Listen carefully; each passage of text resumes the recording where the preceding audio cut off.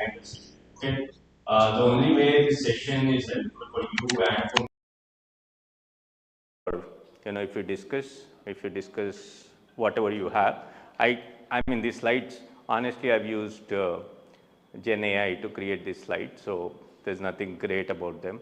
So you could do them as well, right? So it's only my knowledge or my basic understanding that you want to grasp from, right? Otherwise, I mean, who is learning from classrooms anyway these days, right? So let's appreciate that unless you ask me questions, you will not gain anything from this, right? So that's how it is. One request is, if you get distracted, I'll get distracted. And since it's not a large crowd, that's all it is. So please, let's try to focus, right? Okay. So my story, right? And just to set the context, so it's not that I'm showing off here. It's more for you to understand where I come from, right? What I do, what I have done, so you can then appreciate to ask me similar questions. So while I'm an engineer and did my masters, worked in the semiconductor industry 7 years. But post my MBA is when I had my own startup in the tech space. So education is close to me, and did fairly okay with that startup, raised about 8 million USD.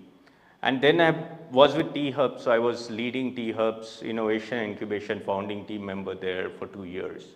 That's when I really got to talk to might be 3,000 odd startups, right? And that's when I decided to start investment. Since I come from a family of money lending, pawnbroking, it was easier for me, I believe, to just start investing. So today, I've invested in about 40 odd startups, early stage. Some of them have given me good returns, so I continue investing. I run Silverneedle Ventures. It's an early stage fund. We invest about typically 4 crores into startups, right? So that's my backdrop. That's the story, right? And now I hope that sets the context for you to ask me the right questions. I'm not a true finance person, just so that you understand, right? I mean, many people think venture fund is about finance. It's not truly about finance, right? It's about, at least early stage is more about understanding the problem, understanding the solution, and then seeing whether there is growth in it, right? So that's what early stage is. And early stage is about you all founders, right? That's what we believe in. I would invest in a person rather than investing in the startup, right? It's the jockey and the horse comparison. So,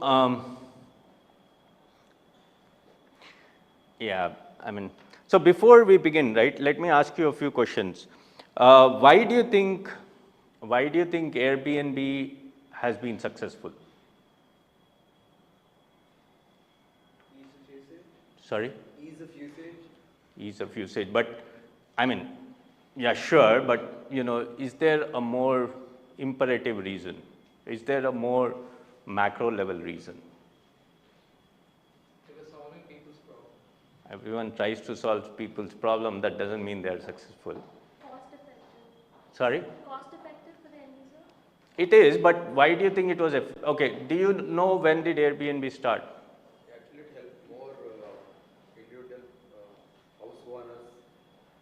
Okay, sure, it did. You're right in what it did, correct, or what it does. That is correct. But let's ask this: when did it start? You can search also if you want. It started right when the internet was growing and No, was able to no, reach a lot of no. It started so it started roughly around 2008. Let me give you that answer. Now tell me, why do you think it was successful? So, okay, let me ask you this question. Would you have allowed, or even today, I don't think many of us will allow a stranger to come into our house and stay with us, right? So it's still a big deal for us to ask a stranger to come to our house and stay, right? But why did that happen? GFC. What? Great financial crisis of 2000. Sure, correct. So the only reason this happened is the subprime crisis, right? Because people needed money. You all, okay, I hope none of you are younger than that. I'm just kidding.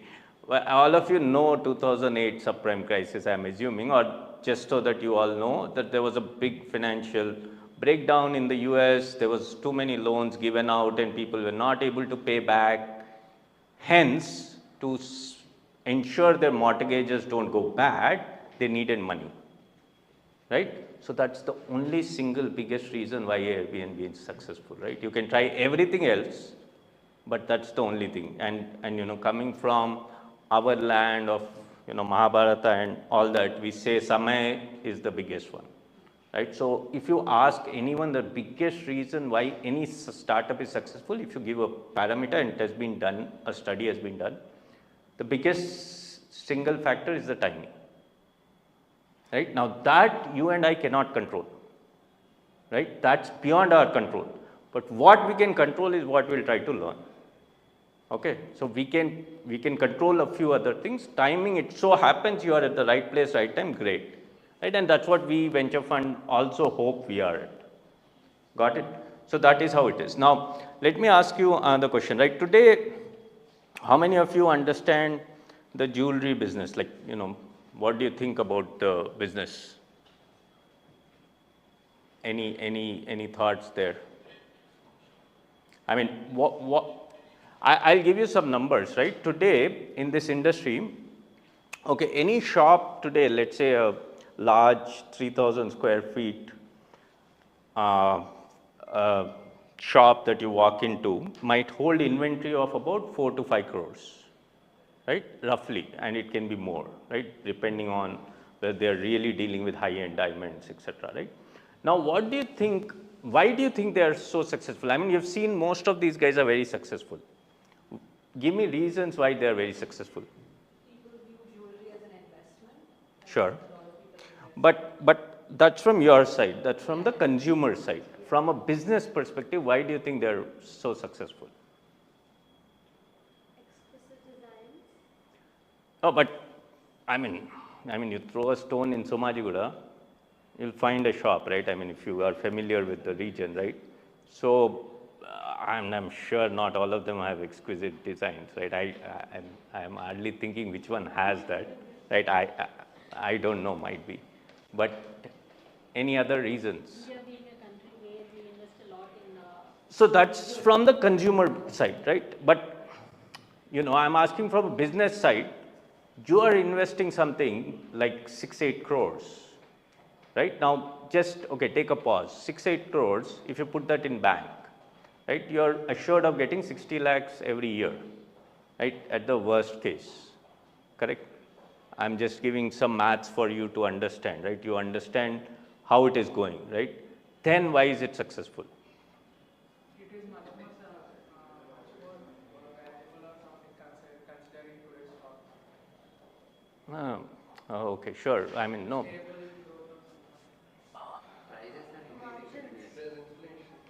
Okay, so margins was one. Inflation, I don't know how does it impact that industry. So margins is definitely one, right? You as a consumer are very unclear, like they have like 4 line items, right? Like making charges, gold pricing, etc., right? Wastage charges, etc. And you are very unclear where you are getting what. You basically trust someone and you go with it, right? Usually the women are happy with the, and I'm just generalizing, don't take me wrong here, are happy with the article they get. The men are happy with the negotiation, right? They come back happy that they have negotiated. The women are happy that, you know, they got the right article, right? So that way there is a margin play that is happening. But what else? Okay, let's think about this. What's the inventory on? Why are they paying 4 crores? Is that you can't really put a price to it? No, so no, gold, right? Basically they have to purchase gold, right? And that's the inventory. Now you see the beauty of this business. Do you see the gold graph? It always goes up. So the inventory appreciates, which is not true with many businesses. Okay, now this is exactly what you have to understand if you have to get to a sustainable business. Right? This, what I'm trying to say is these are the nitty-gritties that if you really want to run something, and sure, you can ask me, hey, technology, there's nothing like this. No, everywhere there is something. Okay, these are the nitty-gritties of business that you need to appreciate to be able to run something sustainably. Okay, and it will only come once you go out in the market and ask yourself these questions. I'm reading the book, Ask Why, I forget the name, right? You have to keep asking the why question, right? And you will then only be able to say confidently that you will be a successful startup. Again, I said timing is very important, but let's ignore that for now, right? Does it make sense? So I am trying to tell you that unless you question yourself on all these, right, it's very difficult for you to be a successful entrepreneur, right? Leave alone a sustainable model. So let's discuss a few more things, right? Again, these slides, as I said, are for me just a backup. They are actually backup, and I would care less about them, but I would care about what we can interact, what we can discuss, right? And as I said, these are the questions that are interesting, that are hopefully stimulating to you, that are asking you some questions yourself, right, for your own business. That's the whole intent of my presentation. Everywhere I go, I hope I will leave you with at least 2-3 questions for yourself, and that's my job done. Okay. So, but coming back to the sustainability idea, as I said, today it has to do, in fact, so my startup was in the space of affordable private schools. We were trying to rate affordable private schools. These are low-cost private schools that, let's say, an auto driver sends its kids to, right? And these are below 20,000 annual fees, right? There is a lot of information asymmetry there, meaning, you see a good glass facade and you'll send the kid to that school without knowing the learning outcomes. And no, I'm saying Bower is a great place. I'm not talking about the glass facade here. I'm just saying learning outcomes, they don't understand, right? The person who's herself or himself illiterate might not appreciate the learning outcomes, right? So the concept was to see, hey, look, there's a gap, how can we bridge that, right? So we were actually doing what is called the triple bottom impact line, right? Where we were saying, hey, look, not so much as planet, but we were saying, hey, look, people who are, let's say, lower strata of the society in an urban setting, but still profitable schools, right? And these are profitable, how they are making a great impact, right? So sustainability has these nuances. Today, like for example, I guess Europe is at the peak of all this, at the peak of ESG and all that.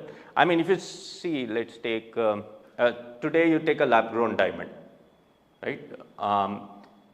It is clearly showing, or it is being projected as a environmentally friendly diamond, and hence, that it can replace the natural diamonds, right? So the impact is not only profits, the impact is planet and people, right? And the people impact is, if you all know what black diamonds are, or if you don't, it is, the idea is that when they mine diamonds from the mining in Africa, etc., it's very inhumane, right? The whole process. In fact, I forget the name of the movie or the hero, but that's the name of the movie, Black Diamonds.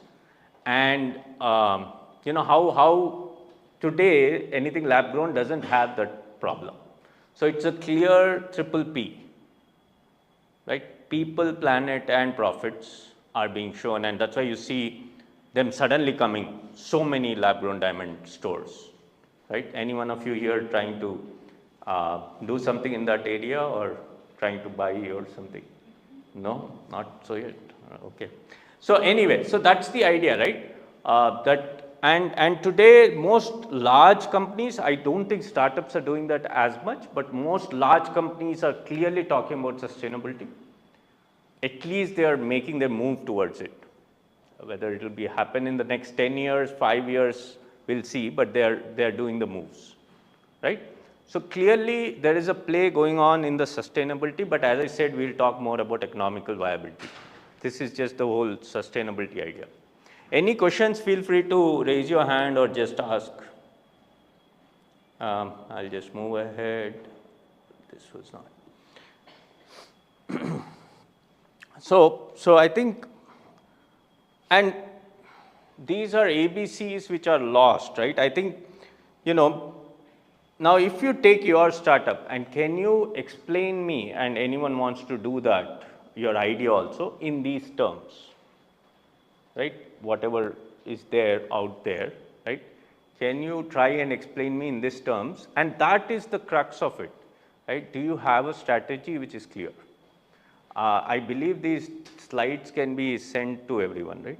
So they don't have to, unless they want to take photo of me along with the slide. I'm just kidding. Anyone wants to make a try with this business strategy idea? And we should have chocolates next time for encouraging people to do that. She's like, oh, I have another added responsibility as operations. Okay, anyone? Come on. The two of you. No? Okay. I mean, there's no class here. It's all cool. Anyone wants to give it a try. Because I'm saying, otherwise I'm generally saying this is, yeah, please.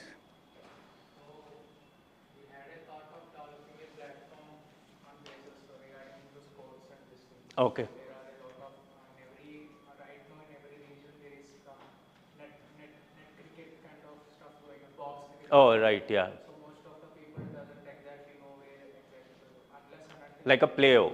Unless and until they were in the region or not, they were not aware of this stuff and all. So we thought of creating, like, there are few apps like Event by Meetup. So in these apps, it's events like these, people post over there and we get to notified and we go and do all the networking kind of stuff and all. Okay. So we thought of we can build up a platform for these, like any kind of sporting places, and they can enroll it, and any kind of, like, sometimes it happens is like even in corporates, like in startups or something, they want to initiate a game or something as a recreation kind of stuff. So they can immediately figure out what place they should be Sure. because they will Sure.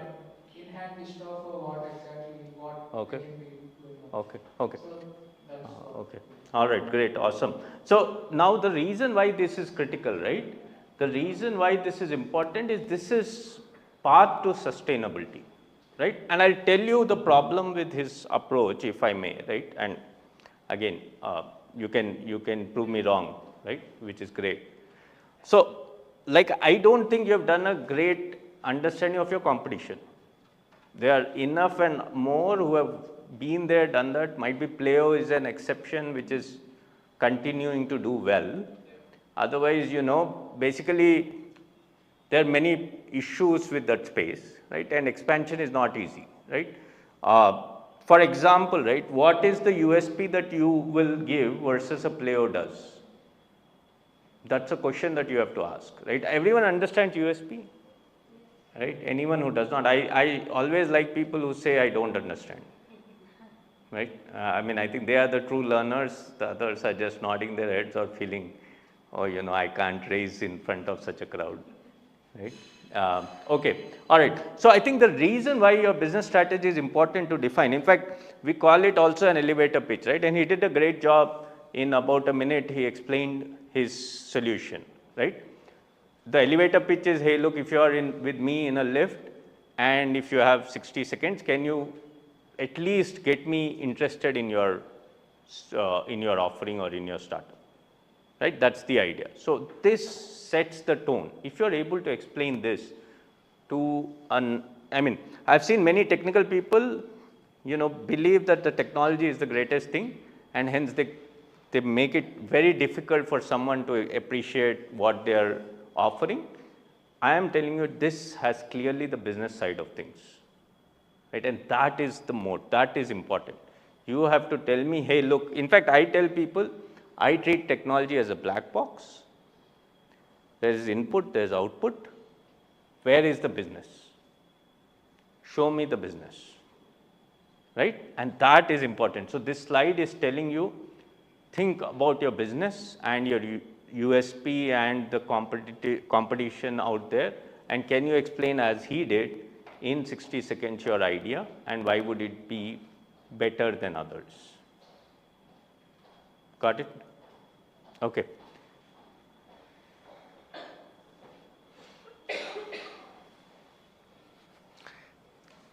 Most slides that I see, right, is one of my concern areas these days, right?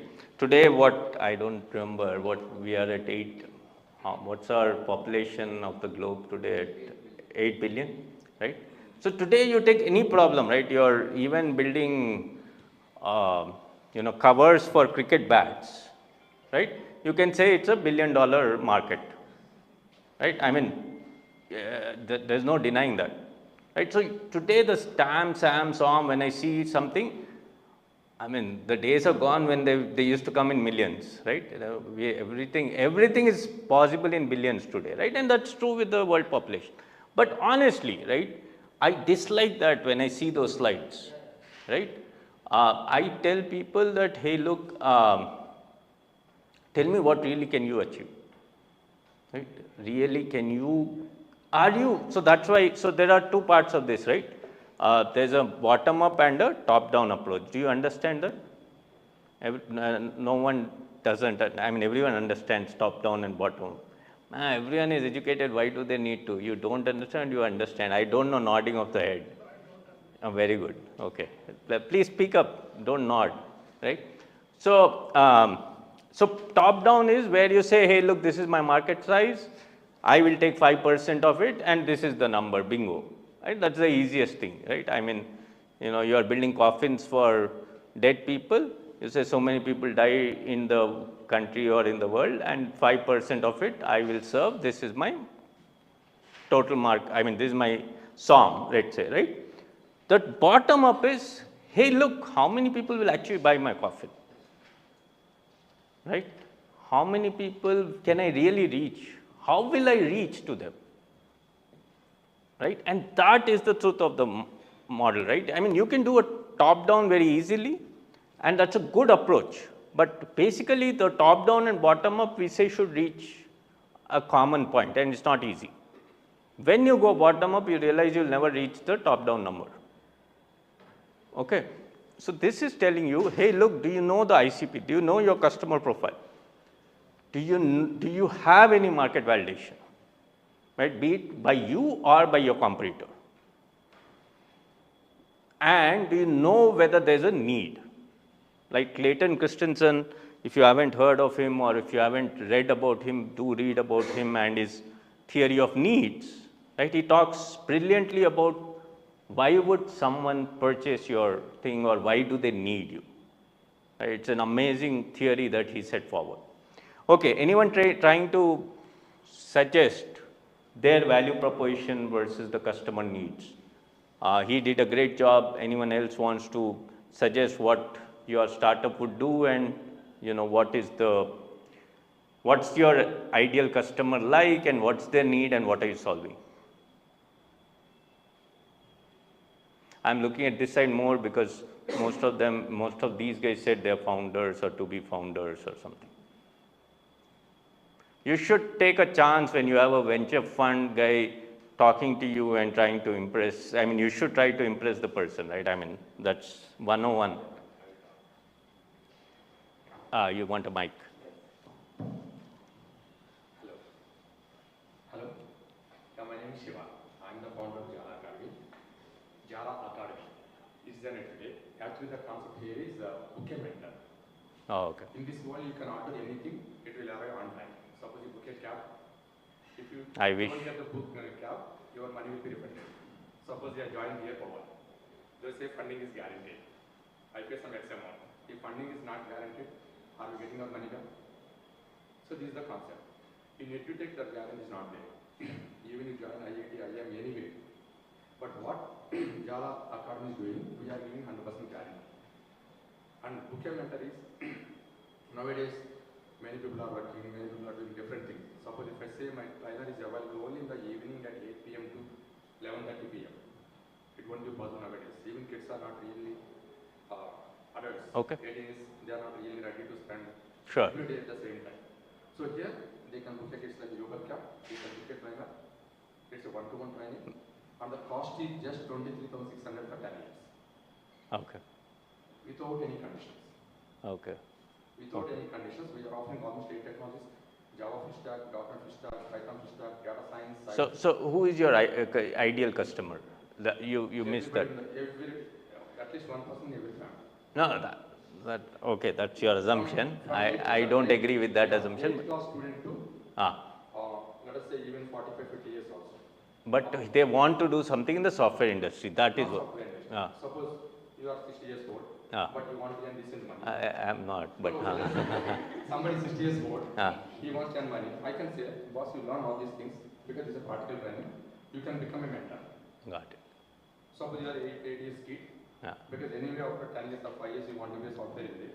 You can start the journey now because the fee is anyway 23,600 for the next 10 years. Got it. So Got again, this is one-on-one training, but still we are 25% profitable. Sure. Okay. And what's your market validation today? Like, what are numbers? We are generating 2.4 lakh Okay. per month, Okay. and we have introduced MLM concept a week ago. Sure. So we are going to hit 1 lakh per day sale from April 1st. Nice. All right. That will definitely connect us. Sure. Thank you so much. So now see, he gave some points there, right? And his USP seems to be the guarantee, right? Which we can debate, but that's the guarantee, right? And that's the USP. And he's saying, hey, look, my customer profile is anyone, right? Anyone who wants to learn in their life, right? Who wants to, usually what happens in such a customer profiling, especially investors such as ours, we are a little skeptical when it's such a broad-based customer profiling. Okay, we like very narrow focused customer. If you tell me, hey, look, women between 18 to 37 or 35 having this, I'm more impressed because then you know how to reach the market. If it's a widespread, market approach, it usually has too many complications because there are too many competitors along the way, right? Right from a school to to an Udemy or others, right? So there are multiple players coming in, and there may be various reasons. So that's why we prefer generally, and I'm just generalizing, right? It's not true. Every fund might not look at it like that, but we prefer a very narrow focus initially till you grow to an extent. Once you grow, you can do everything, right? But initially, you need to know your ICP a little more, a little better, right? Like tier 2 town college grads who aspire to be in a MNC, right? That's a great ICP for him, for example, right? I'm just throwing an example. So that's what I would like to hear, and that's where I would start from. Yeah, please. Awesome. And you also mentioned about the top-down and bottom-up approach, and potentially, I wanted to know any 2 attributes of a firm that could potentially lead to that balance point. Okay. Yeah, interesting question, right? I mean, I don't know about the attributes, but I think one attribute is being true to the market dynamics. Okay, being true to your competition, being true to. So usually when you create a business plan, right? You create an optimist, a pessimist, and an average business plan, right? That's what we ask people to do, right? And usually you realize that people might show the optimist plan, but will end up with the pessimist numbers over time. And that's true. That's true for various reasons. So if you ask me, firstly, whenever I do MBA classes and all, people tell me, hey, look, I'll say, hey, look, how will you do a bottom-up approach, right? And the survey is like a magic wand for everyone, right? Everyone seems to like surveys. Everyone, I mean, I think this is teaching, right? This is wrong teaching itself. Everyone thinks surveys will get you all the answers. I ask, hey, look, how many specs can you sell? I'll do a survey. How many, you know, I mean, my favorite question is a banana seller, but, you know, people will do surveys for everything, right? That doesn't work unless survey itself is conducted very nicely.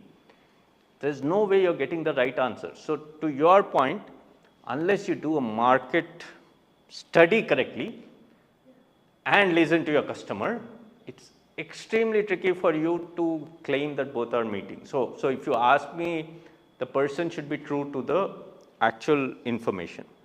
The second point is actually understand your financial abilities. Correct? I mean, look, for him, let's assume the CAC is, I don't know, 1,000 rupees. Okay, all of you know CAC?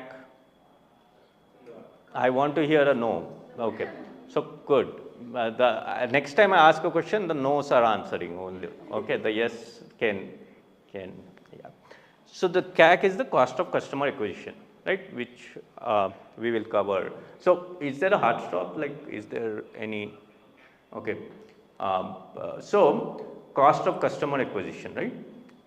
Which means that if you have to get a customer today, right? How much do you spend to get it? Either on social media, link, whatever, like ads. All marketing, onboarding, all of that. It's a little complex than, I mean, it's a little complex than putting all of it in a bucket, but yes, you are right. In general, that's what it is, right? So let's say his CAC is 1,000 rupees, right? Now, if he tells me, hey, look, I can do $1 million in a year, that means he needs 10 million rupees, right? Now, that's the question, right? Do you have that, right? And now we'll also discuss cash flows very briefly. We'll realize that you can say, hey, look, I'll get revenues and put it back in, but that's not how easy it works, right? It's not easy to get money in and put it back in because the cycles take longer than that. Okay, so now, but that's a very important question, and I've seen most people, the top down and bottom up rarely meet. Yeah, so I think market research and market validation have at least, so the big companies do it amazingly well, right? If you remember, I don't think you guys will remember, but today, let's say Uber, people like Ola and Uber ran these surveys when you boarded a cab as to what are the things you would like in a cab for which you would pay as much. Like, you know, is it the Ola Prime with their whole offering of songs? Is it a clean cab? Is it AC? Is it a sedan versus a, you know, hatchback, things like that, right? And they did an amazingly good job at identifying that, right? If you take today a mobile phone, for example, right? They do these surveys. They do it, you might not even understand it, but they do it. As to what are you paying for? Will you pay for a larger screen, a faster processor, a better appearance, a flip fold, things like that, right? So they combine these type of what is called a conjoint analysis. They combine these type of features and try to get the answer from you. If you ask anyone today, hey, look, will you buy this offering? Right? That's the stupidest question to ask. Right? I mean, especially if they are your friends, they'll all say yes. Even if they're strangers and you're asking them, they'll say yes. So unless people put money on the table, there is no yes. Right? So that's the stupidest question you can ever ask. Hey, look, will this offering, is it good? I mean, what does it take for me to say yes? Right? I have little incentive to say no. Right? Because unless I am true, which less people are because they want to keep you happy. Because obviously the people you're reaching out to are usually known to you in some way or the other. Right? So they will never tell the correct answer. Right? It's only when show me the money happens is when the correct answer comes. So this is again important because you will miss. In his case, for example, the question is what is his CAC versus The other part of the thing is LTV. Okay, yes, good. So lifetime value. Okay, what a customer will pay over the life of their association with you. LTV by CAC is a very favorite ratio of ours, right? So we like some numbers there. See, very simple, you are spending more if your CAC is more than your LTV, right? You are doomed, correct? You have to shut down your business, ideally. Doesn't make sense, right? So that is the point here, right? And that is where unit economics comes into picture, and that is how economically viable businesses are made. Okay, we'll delve a little more into it soon. I think we have covered this. The cost structure and revenue streams we will cover a little more.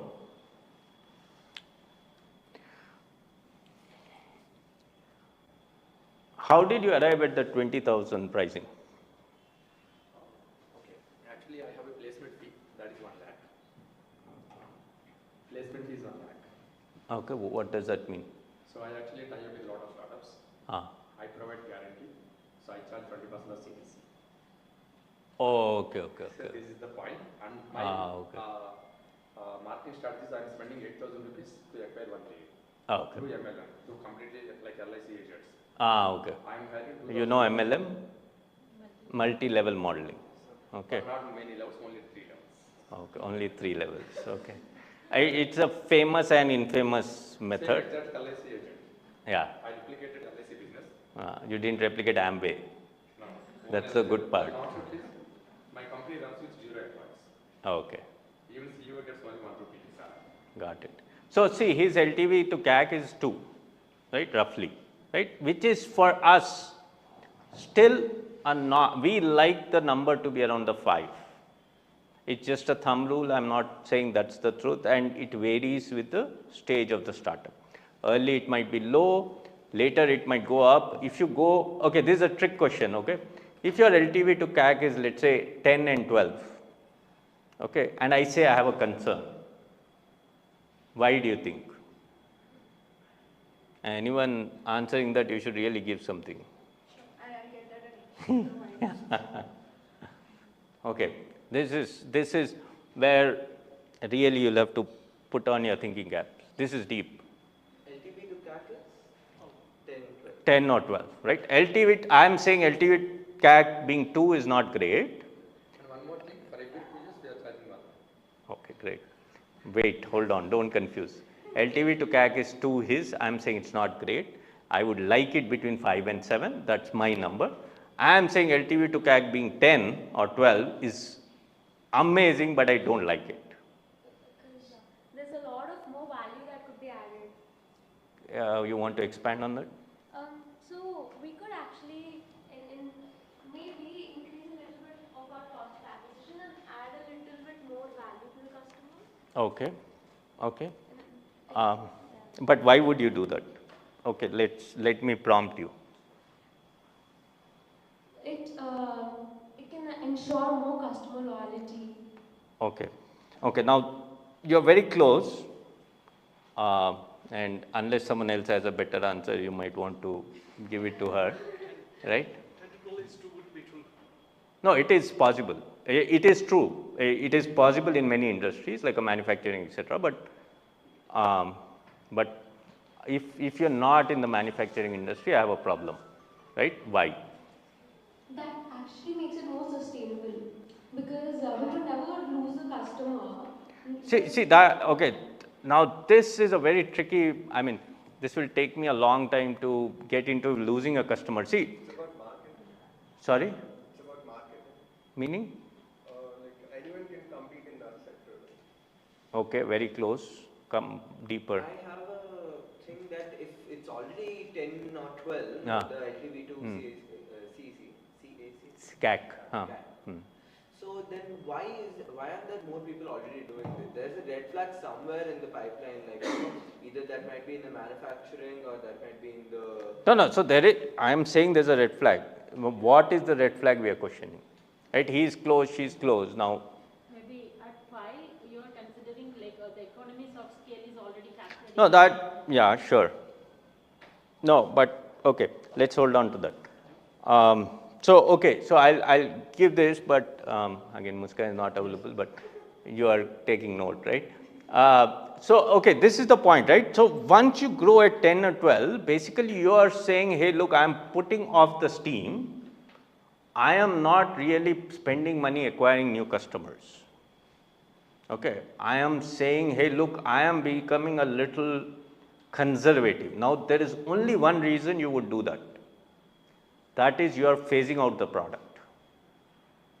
Okay, you are saying, hey, look, I don't care, this is a gold mine, let it go, and I'll keep minting money on it, but I'll not spend. The only reason you would do that is you are phasing it out. Right? Otherwise, in a competitive world that we exist today, you will never let yourself go so high on LTV CAC because the competition will definitely eat into your pie. Right? Hope it. Right? So, again, I'm hoping you're stimulating some of these ideas. Right? That's the point. Right? But coming back to the pricing, I think pricing is very dear to me. I think in India especially, and I generalize, but in India especially, we have not done a great job at pricing our products. Okay, we don't price it. Usually, whenever you ask people, it's a cost plus pricing. Meaning, hey, look, I spent 10,000 to build this product, I'll charge it at 15,000. Right? As simple as that. Right? It is a flawed model. Right? The question is, what is the value being perceived by the customer, and that is the pricing.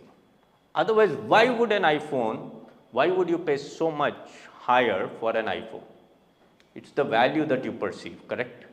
And that has been created in your mind. It's true to a great extent. Right? Now, that is the point that is missing in many of our offerings. Right? We are a very cost plus model. We are not a value based model in many cases. There are exceptions, and that is what the whole world has moved to, right? Except for a few players, the whole world has moved to a value based pricing, right? And how do you derive that value is, again, we go back to the customer needs and the market requirements from there. What problems are you solving, right? So that is what this is saying, and what we say, in fact, is you are leaving some money on the table. So the customer is willing to pay 150, but you are only charging 100. You are actually leaving 50 rupees on the table.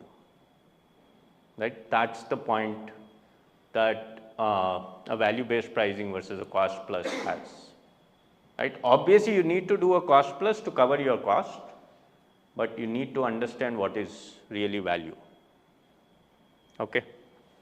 I'll not cover some of them. I will cover unit economics and cash flow. I think that's, let's see, I don't want to. Okay.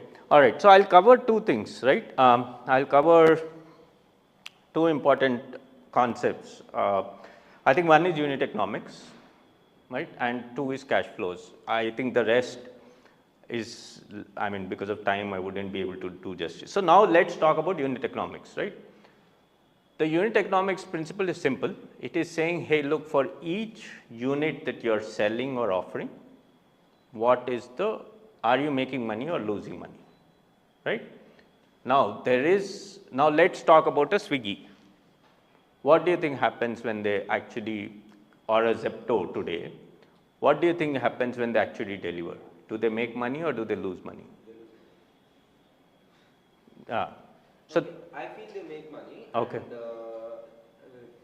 as we're talking about unit economics, now for example, Swiggy Instrument. So your COGS, whatever, the marketing, marketing, salaries, your software coders, platform maintenance. Go on. Yeah. Then again. No, come to the end of it. Oh, okay. vendor fee, all of that. So overall, I feel they make a 10% margin. Okay. Okay. So at the outset, it looks like they are losing money, but Ah. since they are doing in a large scale. Large scale, okay.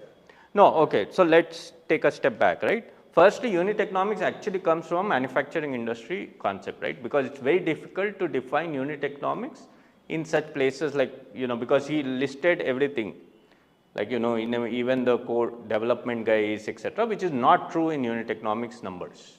Okay, unit economics usually takes that person delivering, the cost for that person and the fuel and all, and each cost, right? That is how we look at unit economics, because if you include everything, it becomes a little complex. Okay, it's like for the product, I can make it an IP, I will say it is asset. So there are ways in finance that you can work out. To your point, and to see, most of these guys lose money at every transaction level. Okay, but so there are these concepts of loss leader or things like that, right? They will make sure, like what happened with the cab industry, they made sure you are accustomed to ordering a cab. Then they hiked the prices, and then they made sure, look, if you order it at odd times, etc., you pay a premium at it, right? That's how they started making money, right? Now in Swiggy and others, the main now what they are doing is they are seeing multiple methods of revenue. Okay, so their transaction is one way of making revenues, which is the largest. But if you see now, they are doing a lot of ads in your app, right? That is where they'll start making more money, because they'll say, hey, look, why don't you buy this? Like Amazon does that, right? It starts prompting you to buy several other things. So Swiggy and Zomato, for example, especially in the quick commerce, will be prompting you or giving you an ad to do what else can you do, right? So those are the things that they're doing to make sure their revenue economics or things. Otherwise, at a unit economics level, they usually don't make money. So logistics at the B2C level would rarely make money unless it's a high-end logistics, unless I'm transferring paintings, for example, right? Things like that, it is at a negative. So for us, for example, for a fund such as ours, which doesn't have deep pockets, I mean, basically, the unit economics games, if it is negative, it's usually the large players who can come in and say, hey, look, I'll fund you till you grow to a 100 million kind of a number, and then, you can find other ways to make money. Otherwise, people like us will not invest in unit economics negative companies, right, who are making money on each deal, right, because they continue to do that till they reach a substantial revenue number. And then they find ways of cross-selling, right. So that is the main intent between unit economics. It's a very deep idea. It's not easy, especially in the software industry, to define unit economics correctly. But once you get a hang of it, you have to look at it at in some cases it's just LTV to CAC, but in other cases, because there are other pieces involved, it becomes a little more involved. Okay, that is on unit economics. Let's go to cash flows. Now, while most people are accustomed to income statement and balance sheets, and if you're not, you should get accustomed if you want to be a founder to some extent. Okay, these are two financial statements you have to get a little savvy with. But the third important one, which is missed, is cash flows. Basically, what happens in this, so let me give you an example, right? We were looking at this company to invest, which was doing nutraceuticals in gummy format. Okay, so basically you can pop a gummy and you will, be getting calcium or vitamin D, whatever, right? And we were very impressed. We liked the feel. They didn't have a packet for every gummy, so you didn't have to open each gummy. It didn't have a smell, which most of these gummies have, right? And the packaging was like the Sandoz packaging, if some of you remember, right? The white and blue, nice packaging, right? So we really liked it. We're keen to invest, etc. But it got stuck at one place, right? The cash flows were very bad, and when I say cash flows, what does it mean? He sends it to a medical shop like a Guardian Pharmacy. Do you know? I mean, they specialize in these proteins, etc. Right? So he sends it to these medical shops, which are not your common. Right now, the retail industry, for example, can take 3 to 6 months to give you back the money. So you are giving them. The retail industry is so strong today, like a Ratnadeep. You put your things on the counter, and the person can take 3 months for them to pay back your money. So there is 3 months gap. You are actually procuring from a manufacturer or something. You are putting it there, and this guy is saying, look, 3 months I will not pay, even if it goes sells. And if it doesn't sell, you have to take it back. Right? That's the power today of this retail industry. So cash flows here become so critical because you actually need almost 4 to 5 months of gap that you see. So basically, I am buying from the manufacturer to create my gummy, right? I am selling, I am giving it to Guardian, right? He is saying, hey, look, I am giving you money back 3 months later or 4 months. And if it doesn't sell, I will give it back to you. So I don't even have a clarity whether, guarantee is his word. I don't have a clarity whether I will really get, how much will I get from there, right? So that is the problem of cash flows. Many companies today or many startups which grow do not appreciate the importance of cash flows, and that's one of the reasons they're not able to build a sustainable business. Right? It's a very critical mode. The reason we love SaaS, I mean, like Silverneedle invests a lot in SaaS companies, is because you get money upfront. Right? Anywhere where you're getting subscription money, upfront money is beautiful because you don't have to depend on a wholesaler or another strong person to really tell you, hey, look, you'll give money back after 60 days. And this becomes a big problem. Tomorrow, let's say there's a crisis or there's a COVID-like situation, right? There's no reason why you'll return your money. Right? That's the biggest problem. There's a macro effect that can happen. Let's say the finance minister decides to drop some pricing. You drop there, immediately your cost is already high.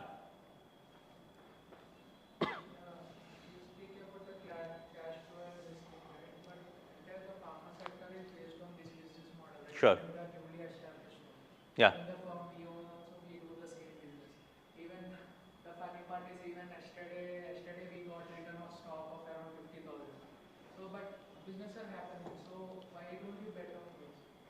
Why don't we bet on this, right? Because there are two things, right? The risk, see, I take money a lot from my investors, right? I raise money for my investors. So I am just, I am as answerable to them as I am answerable to. Second is, I don't have a great hold on such businesses. So usually, let's say private equity guys, when they come into such businesses, they'll actually come inside your business and manage the operations. They'll put in clauses to ensure these things don't happen as much, right? So that is one. The second thing is, this is usually a play where valuations can't go up a lot. So there is a play where you are making, see again, now I tell this to people, right? Not everything needs to be a startup. Right? There are plays that you can do. I mean, let's say you set up a school and you're earning 50, 60 crores, or you're making revenues of 50, 60 crores, earning 20, 30% profits on it. It's a good business, but it need not be a startup. So I think this myth that everything has to be a startup has to be broken. Entrepreneurship in itself is great, but not everything falls under a startup umbrella. So, I mean, I've written this piece saying, how will you give me a 20x? Because I need those returns to be able to invest into you. Now, that's a question that you have to ask, right? So, if you are building a business, you have to ask, if you need money from me, you have to ask, how will you give me 20x back, right? In a span of 3 to 5 years, let's say, right? The span is not so critical for us. It's how we work, right? We always talk about multiples, right? But yeah, So how will you give me that 20x? Now you see in the technology space, what happens, you don't need to pump in money except for the cat to grow the business. But in businesses like that, you need cash flow deficit and you need to pump in money, and that's where the trick is.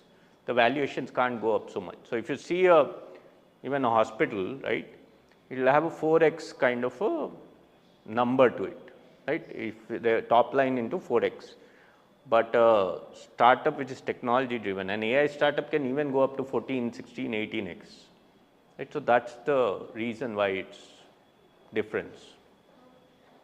Sure, please. For the benefit of all the audience, in the beginning of the presentation, you mentioned that when you're investing in a business, you also invest on the person.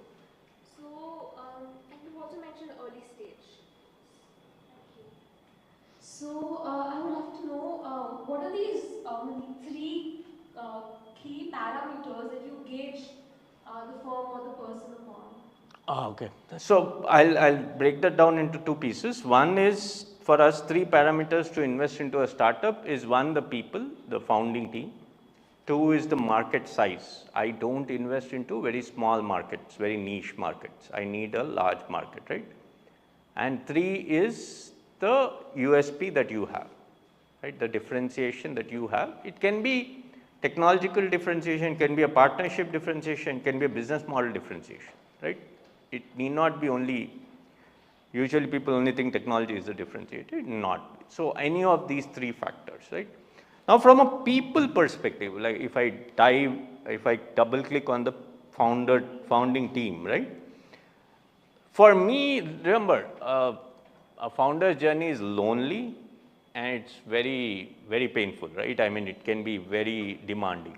You have to go 5-7 years with people at home saying, hey, look, you're not making enough money as the person at Microsoft. You know, you're struggling for 10-12 hours and you're not making enough money. You have so many investors to face asking you tough questions. You know, so it's you keep questioning yourself, hey, look, you know, am I doing it right? Right? It's a very important question, right? You know, I can give it up like after 18 months, right? I have founders who left because their girlfriend wanted them to relocate to US. You know, they had marriage things like that, right? So, so yeah, I've seen that all. So I'm saying that, so that's the tenacity of the founder is very important for me. The other thing is, do you really have, so one is very important for me is to hear your story. Why are you doing it? Right? If you're doing it because it's a me too, I mean, in the context of, hey, look, Ola is there, Uber is there, I can do it, right? I'm like, sure, not for me, right? The other thing is, if you're doing, let's say, something in the healthcare space, right? It's just because you're passionate, you think there's a problem, but you haven't experienced it or you're not part of the problem, I wouldn't invest. Because healthcare is very deep as an industry, right? Some industries are very deep and they need that focus. I need you to come from that background, right? If you're doing something in AI and you know, you can't talk about LMLs or you can't talk about RAG models, etc., I would not invest in you, right? So I'm saying it is important for me to know why you're doing this and what's your strength in that, right? That's the other problem. The other thing is, if you have multiple founders, we like to see your camaraderie, if I may, or the chemistry you guys have between each other, because founder fights are a common problem for startups to fail, right? And that happens at various levels. The Bansals, or you know, it can happen at various levels. At beyond a level of Series C or E, it's okay because others will take care of it, right? You can. Core team is there, investors are there, there is the board there, so they'll ensure you're not going south, right? But otherwise, we like to see early stage, how will you gel with each other, right? So those are the points that we look at. Yeah.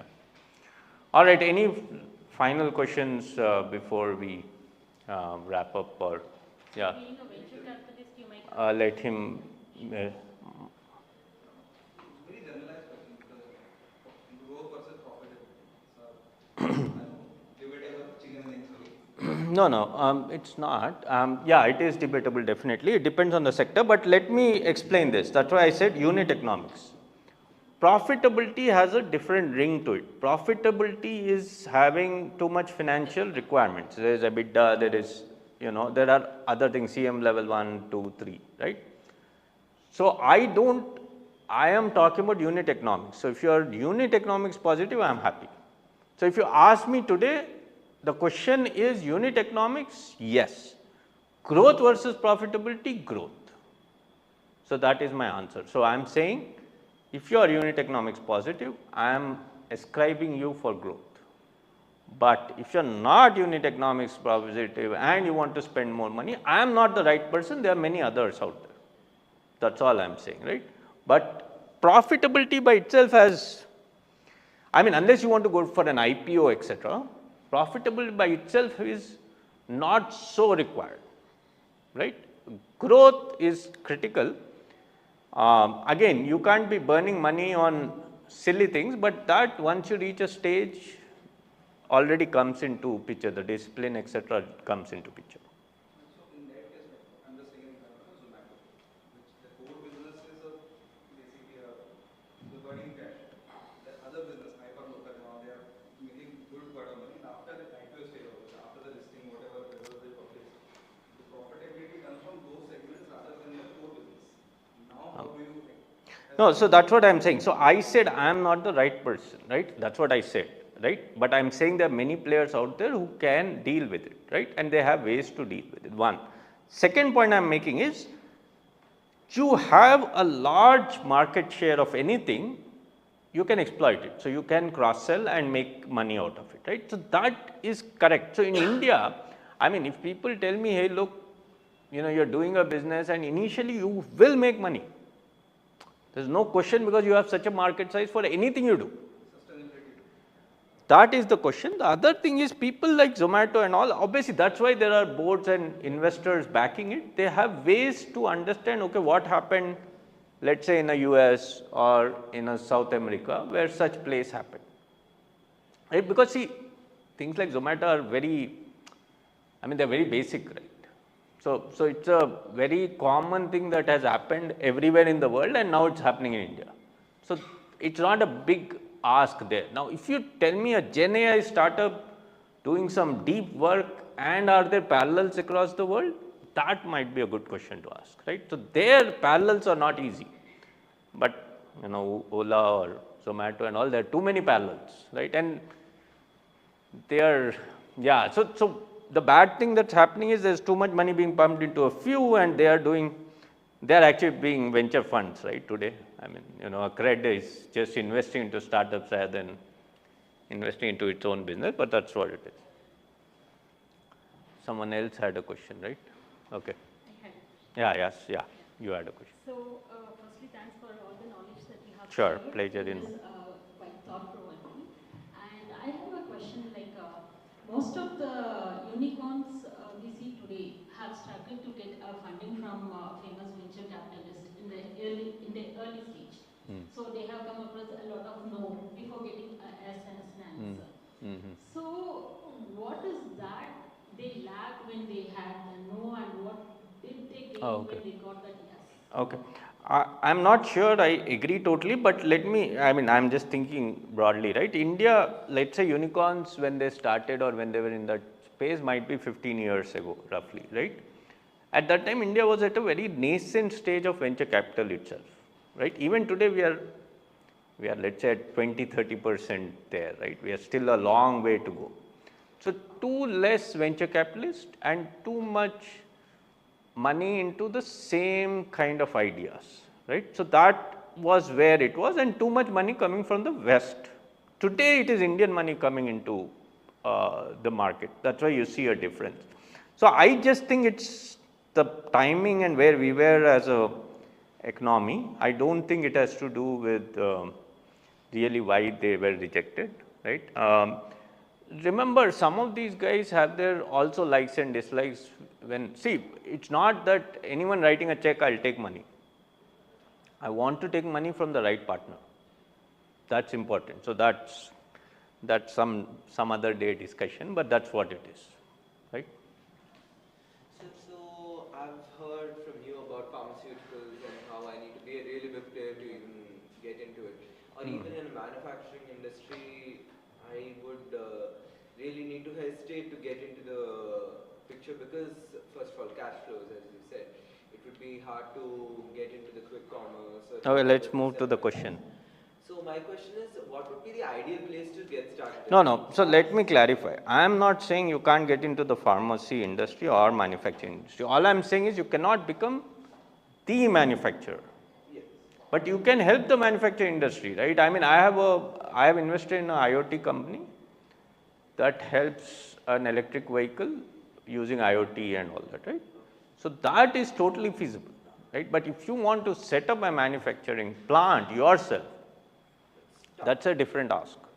So my question is, what would be the ideal industry to get? No, that's what I don't think that there's any ideal answer, right? I mean, there's no one answer, otherwise everyone would be doing that. Second is, to your pharmacy also, I'm not saying, like, if you can create a technology where you can tell pharmacy industries where is the next big wave, that's an amazing technology to build. So I'm not saying shy away. I mean, I think pharmacy is a great industry to build something for. I'm just saying if you want to become a Dr. Reddy's, I'm not the person to invest into you, right? That's all I'm saying, right? Because creating a molecule takes 10 years and, I don't know, millions of dollars. So that's not what I can help you with, right? That is the other thing. Now, what is an ideal is about you. That's what I said. It is about the founder and what they believe. And see, you are giving up, let's say, a career, family, whatever, to do something. You have to convince yourself that that's the thing, right? For example, I would never invest in a person who is saying, hey, look, I'm working in Microsoft, I have this startup. If you give me money, I'll walk out of Microsoft. I wouldn't invest in them, right? Because they don't have conviction themselves about their own startup. Why would I invest money in them? They are not able to take the bet themselves, so why should I, right? So that is the answer, right? I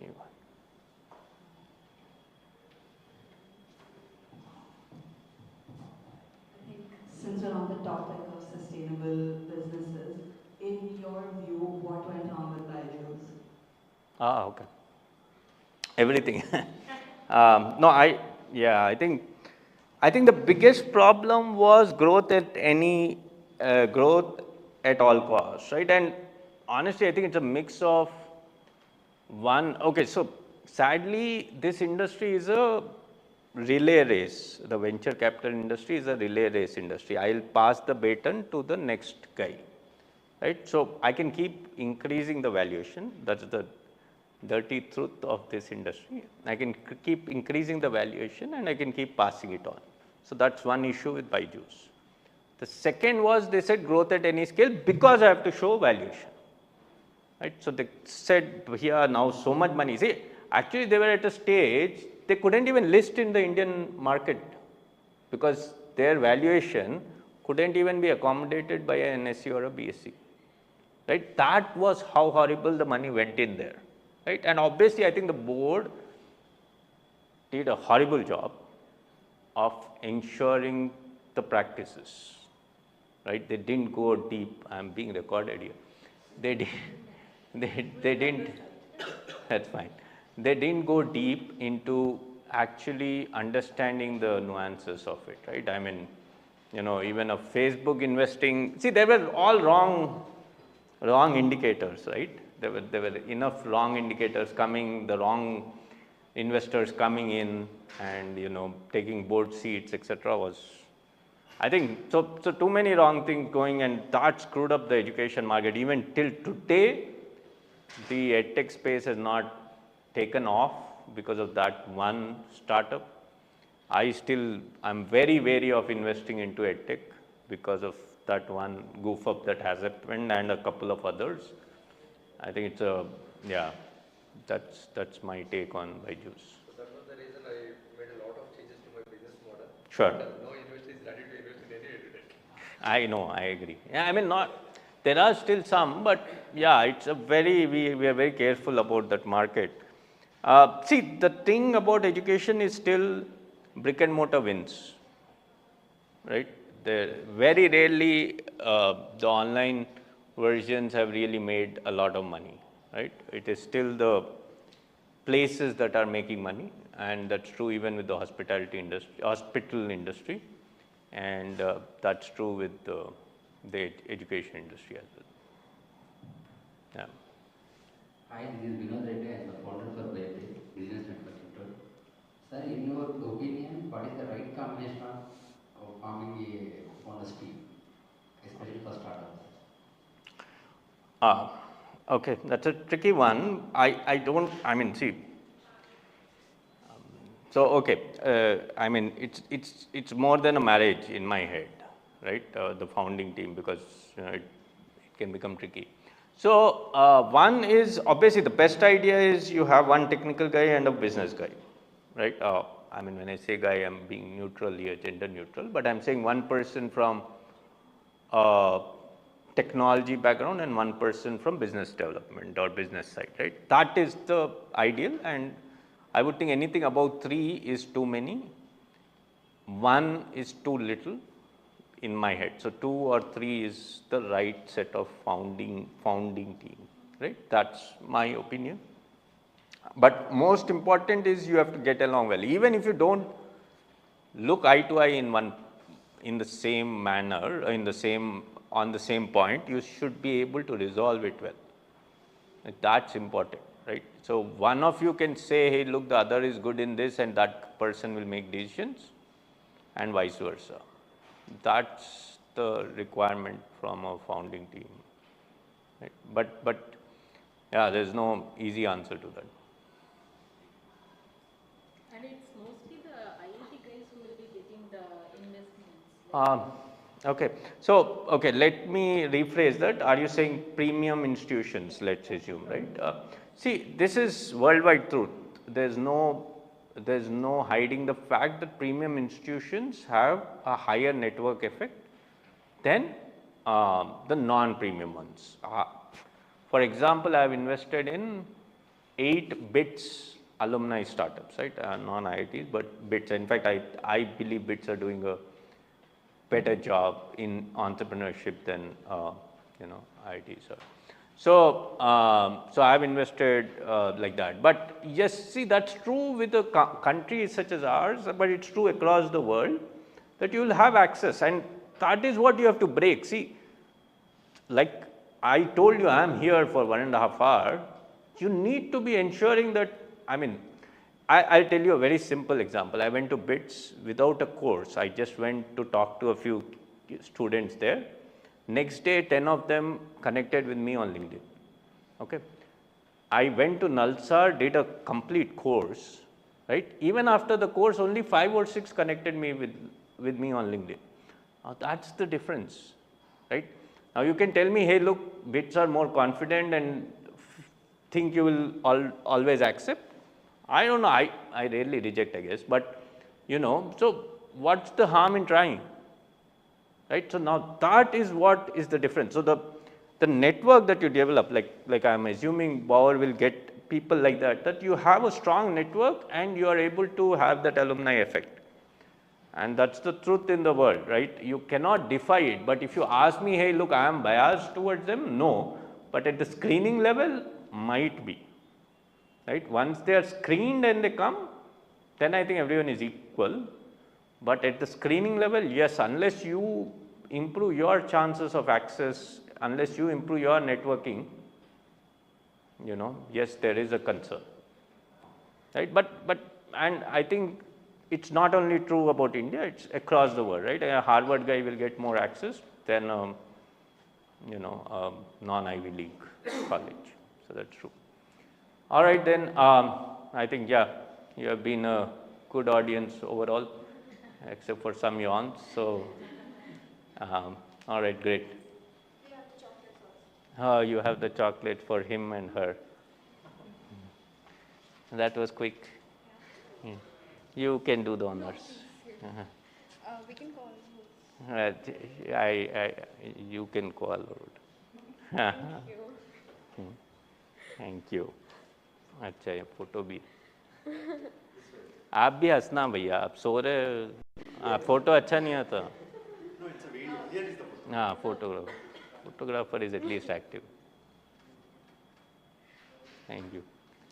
Yeah, please, you also. Oh, okay, my bad. No, both of you can come one by one. Might be she has 3, so, and she's not giving me one. Thank you. Please. Muskan is amazing. Thank you, sir. Quick and. All right, guys. So thank you so much. Hope it was helpful.